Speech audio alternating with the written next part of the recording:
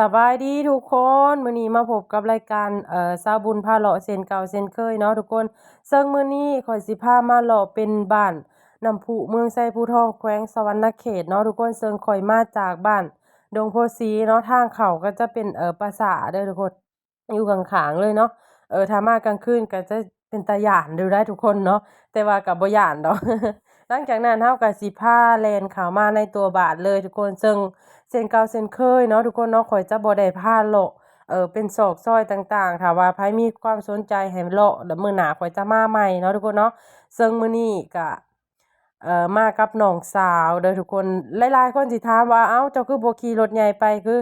จุดสำคัญคือข้อยขับรถบ่เป็นเนาะทุกคนเนาะก็เลยได้ขี่รถจักรซึ่งรถจักรก็สะดวกสบายเช่นกันเนาะทุกคนเราจะสามารถถ่ายได้ให้คักแบบนี้เลยเนาะบ้านเรือนประชาชนก็มีแต่หลังใหญ่ๆได้ทุกคนเนาะมีแต่หลังใหญ่ๆแต่ข้อยก็บ่แน่ใจว่าบ้านเรือนเพิ่นมีจักร้อยหลังคาเนาะทุกคนบ่แม่นประมาณ4-500บ่ทุกคนบ้านเพิ่นเนาะก็ใหญ่เติบอยู่ได้แต่ว่าข้อยก็บ่ได้พาเข้าไปทางในเนาะทุกคนเนาะจะพามาจะพาเลาะแต่โซนแบบว่า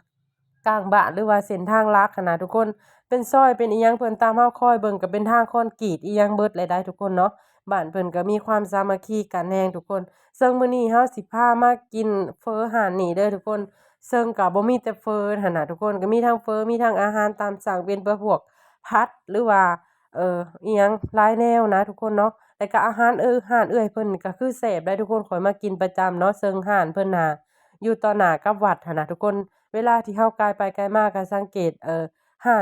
านเดียวอยู่ต่อหน้ากับวัดก็คืออาหารก็แซ่บราคาก็ถูกอีกเนาะราคาก็ถูก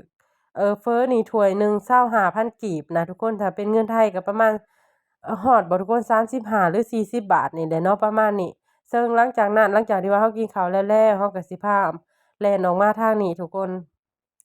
เอ่อซึ่งบ้านเรือนประชาชนก็หรือว่าเป็นถนนหนทางอิหยังก็สะอาดๆเนาะทุกคนเนาะบ่ค่อยมีขี้เหงื่ออิหยังเลยเนาะ ซึ่งประชาชนเขตนี้ถืออาชีพกสิกรรมเป็นหลักเด้อทุกคนเนาะก็คือเฮ็ดหลังจากที่ว่าปลูกข้าวแล้วก็สิมีการปลูกอ้อยปลูกมันเนาะประชาชนเขตนี้ซึ่งดินเพิ่นเป็นดินดงหั้นน่ะทุกคนมันเหมาะแก่การปลูกพืชเนาะเหมาะแก่การปลูกพืชเหมาะแก่การปลูกแบบว่ายางพาราพารานี่นะทุกคนเนาะเอ่อ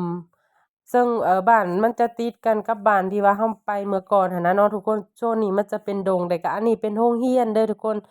ซึ่งโรงเรียนประถมกับโรงเรียนมัธยมต้นเนาะจะอยู่ข้างๆกันเลยทุกคนเนาะ